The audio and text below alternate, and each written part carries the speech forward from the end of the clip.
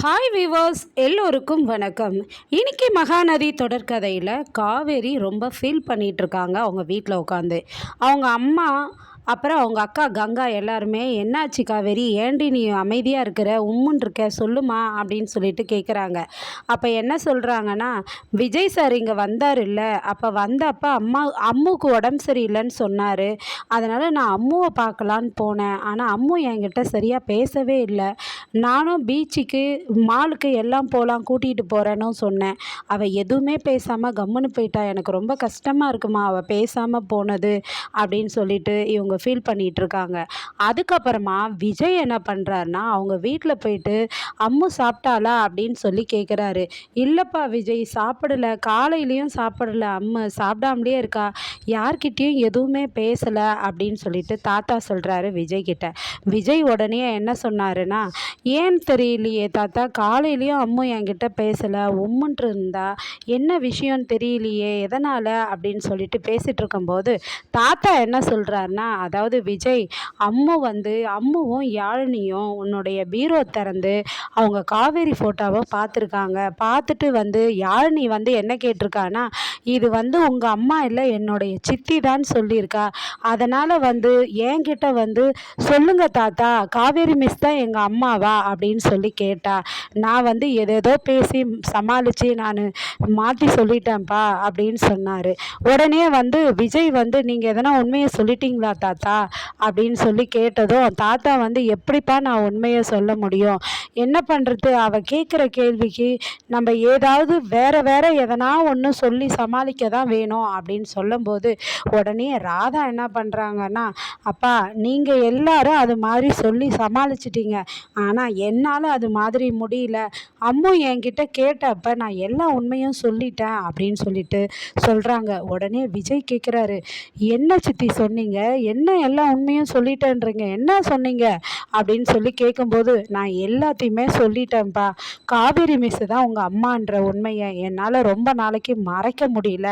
பாரு, காவேரிக்கு எதனா ஆகிடும் உண்மையெல்லாம் தெரிஞ்சாக்கான்ட்டு நீங்கள் காவேரி கிட்ட மறைச்சி பாவம் பிஞ்சு குழந்தைகிட்டையும் எல்லாத்தையும் மறைக்க வேண்டியது ஆகிப்போச்சு.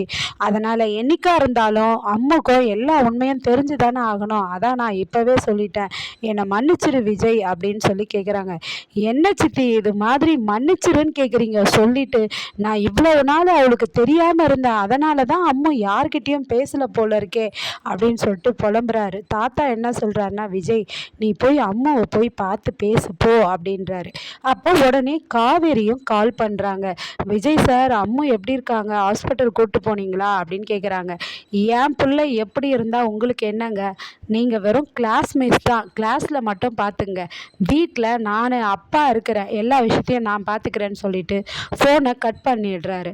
கட் பண்ணிவிட்டு அப்புறம் அம்மு கிட்ட போய் பேசுகிறாரு. அம்மோ என்னடா ஆச்சு, ஏன்டா உம்முன்னு இருக்க, டே ப்ளீஸ்ரா பேசுகிறா அப்படின்றாரு.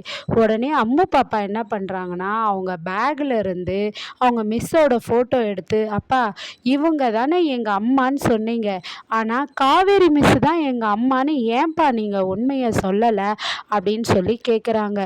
இல்லைடா அம்மோ, இவங்க தான், சொல்லுங்கப்பா உங்கள் வாயால் சொல்லுங்கள், நான் ராதா பாட்டிக்கிட்ட கேட்டேன், அவங்க இவங்க தான் உங்கள் அம்மான்னு சொல்லிட்டாங்க, யாழினியும் சொல்கிற, ஆனால் நீங்கள் சொல்லுங்கப்பா உங்கள் வாயால் சொல்லுங்கள் அப்படின்னு சொல்லிட்டு அம்மு விஜயை ஃபோர்ஸ் பண்ணி கேட்குறாங்க.